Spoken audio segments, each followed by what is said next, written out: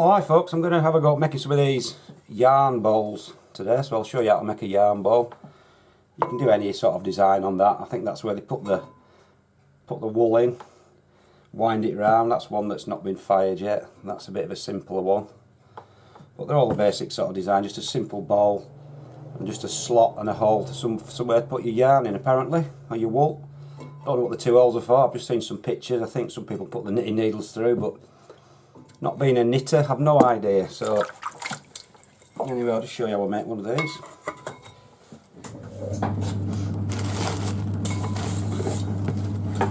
Using about pound and 3/4 of clay, so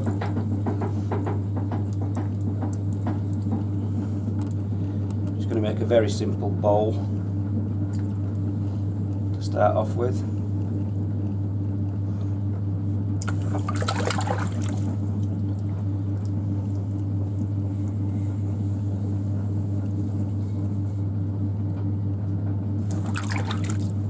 So I'll just pull it up slightly upwards and outwards because it's going to be a bowl, be wider at the top.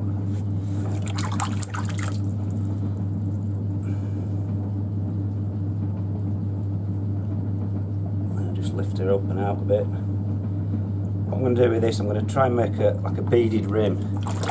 So what I'm going to do with the top is make it quite thin and then flatten it off into a sharpish edge like so. And then roll the rim, roll that over. Don't worry, it doesn't get any air trapped. And that gives the impression of a really thick top without actually using a big thick piece of clay. So I'll just widen this bowl out and finish it off.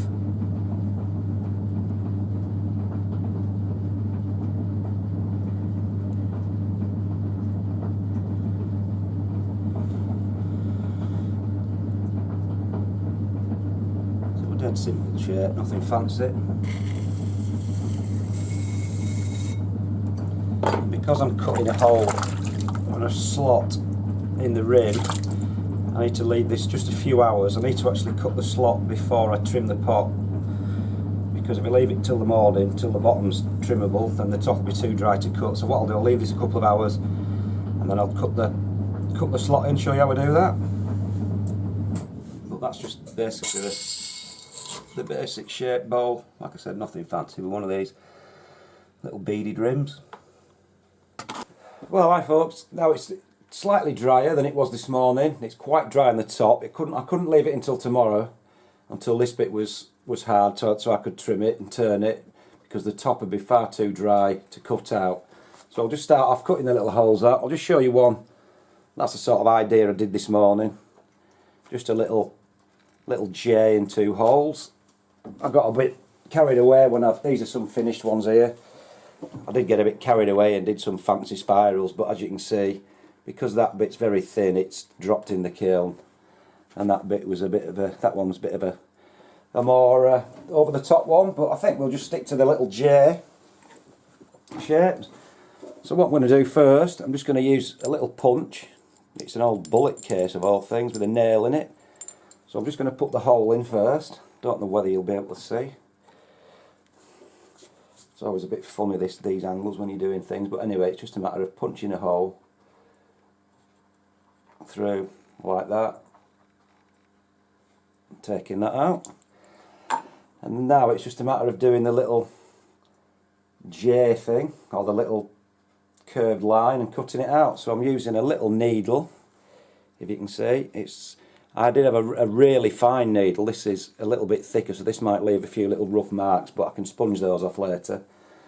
And then what I forgot about was, if you consider that's the outside mark, that actually ends up as the inside there, and that is the inside, ends up as the outside. So basically you want to be doing the right hand side, which will end up on the left hand side. The right hand side at the bottom will end up as the left hand side at the top. So I'm just going to cut down with this needle and just make a little curve and hold the top Might have to just do a little bit of sawing at the top because it's quite hard. Well, sorry about that, folks. My card filled up for some reason. I don't know whether it'll have caught it, so we'll keep going anyway. So that's the inside bit done. So I'm just going to do a little cut now to form another little channel, and then we'll come out with this at the right hand side, making another sort of slope there, and you can see it's a bit tough there. So that's that. So we'll take this out. So that's what we've got now, a little shape. So basically, as you can see, it's a little bit rough because of all the sort of burr marks, but you can simply just scrape a few of those off, and then with a sponge just smooth it all off. So I'll just do that. That's a bit fiddly. There should be a better way of doing it. I've tried it with the knife I do the piercing with, but because it's quite a thick pot, it doesn't seem to work very well. But just a little sponge just seems to tidy it up.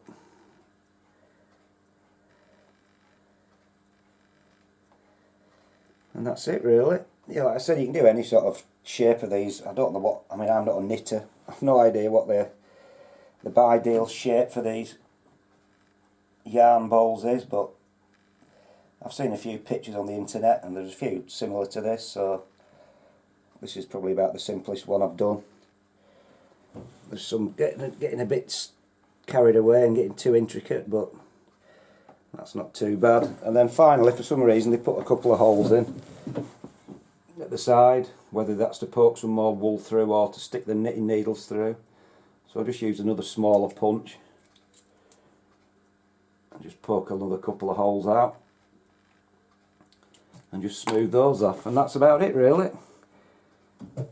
That's my little yarn ball cut out, and I'll just trim it all up tomorrow when this is hardened off, just on the back, and then that'll be it finished. So that's what they look like. That's what they look like finished, glazed. Put a little design in the bottom, but anyway, go mad as you want with the spiral design. That's about it.